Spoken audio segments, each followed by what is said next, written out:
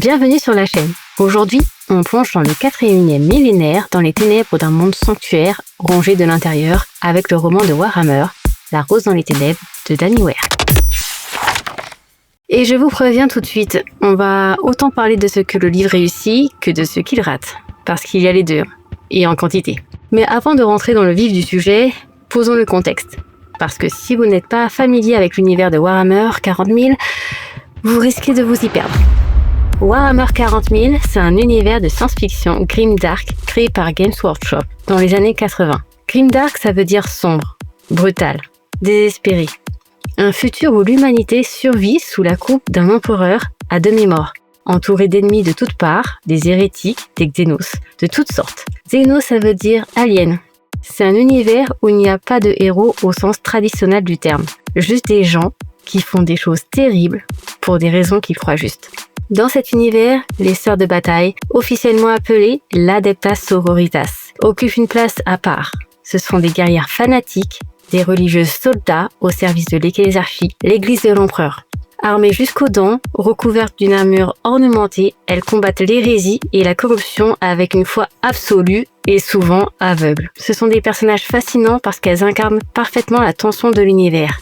Des héroïnes qui font le bien par des moyens terribles dans un monde qui ne récompense pas la nuance. Danny Ware, c'est l'autrice attitrée de ses sœurs chez Black Library et elle écrit les aventures de la sœur supérieure Augusta Centaurius depuis de nombreuses années. Entre novella et roman et La Rose dans les ténèbres est le 14e épisode de cette saga. 14e.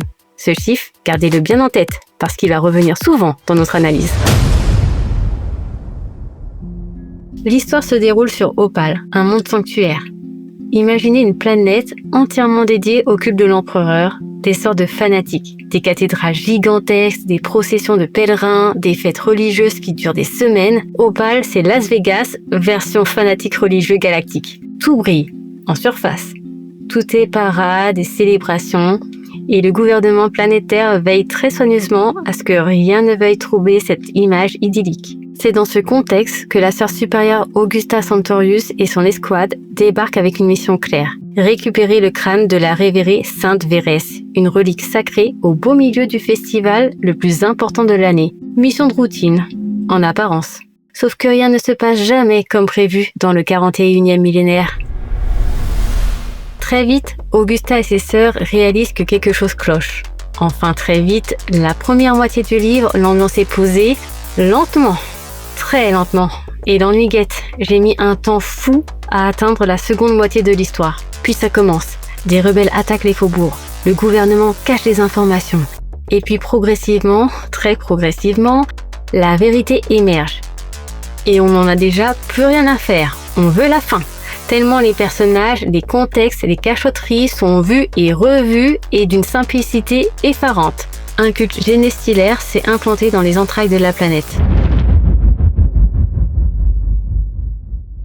Alors même si on sent la chose arriver, il y a plein de possibilités pour rendre un culte génestilaire intéressant. Les génestilaires, pour ceux qui ne connaissent pas, ce sont des aliens parasites qui infiltrent la société humaine, contaminent la population à travers un mécanisme biologique et créent des cultes clandestins qui préparent l'arrivée de leur maître, les tyrannides, une race de xénos qui dévorent les planètes comme d'autres mangent les pommes.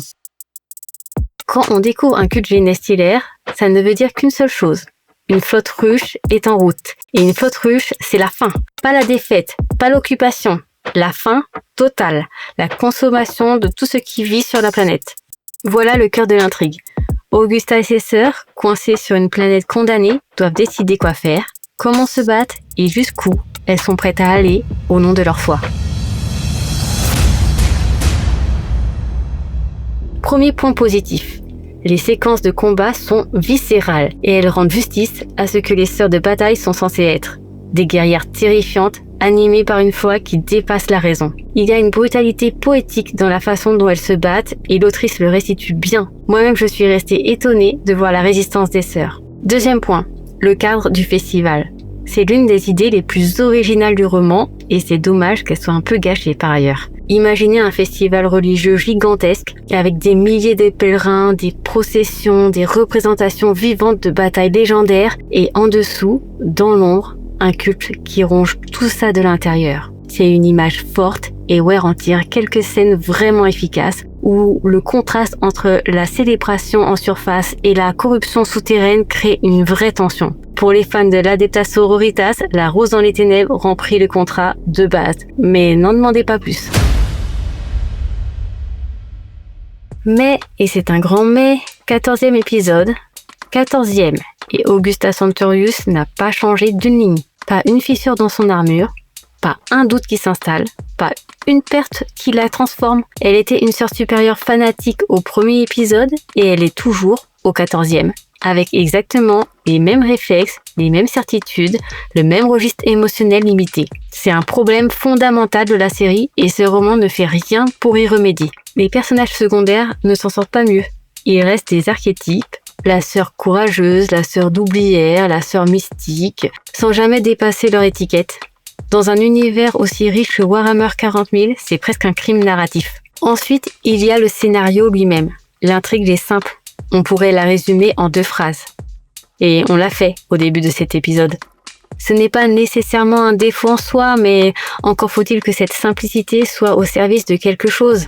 Un approfondissement des personnages, une réflexion sur la foi, une ambiguïté morale. Rien de tout ça ici. Le scénario va d'un point A à un point B en ligne droite, et une fois arrivé au point B, on ferme le livre avec une impression que rien n'a vraiment changé. Ce qui nous amène au problème le plus profond du roman, l'absence totale de conséquences élargies. Tout se passe sur Opale, tout reste sur Opale, il n'y a aucune sensation de ce qui se joue là a un impact sur quelque chose de plus grand. D'autres romans de Black Library savent ouvrir leur récit sur l'univers entier, faire sentir que chaque bataille s'inscrit dans une épopée cosmique. Ici, on reste enfermé dans les murs d'une seule planète et quand la dernière page est tournée, on a du mal à se souvenir pourquoi tout ça avait de l'importance. Il y a aussi des incohérences logiques qui grattent. Sans trop spoiler, il y a un moment, les personnages prennent une décision tactique qui est difficile à défendre rationnellement dans le contexte de l'histoire. Et le roman ne prend pas la peine de l'interroger ou de justifier.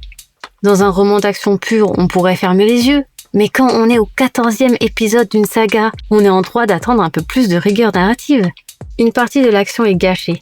On va rencontrer tous les héros ennemis, Magus, Kélémorphe, Abominant, le Patriarche et son Brood Coven. Ils y sont tous et on a hâte de les voir en action. Mais non, on sera frustré de comment ils disparaissent et à quelle vitesse.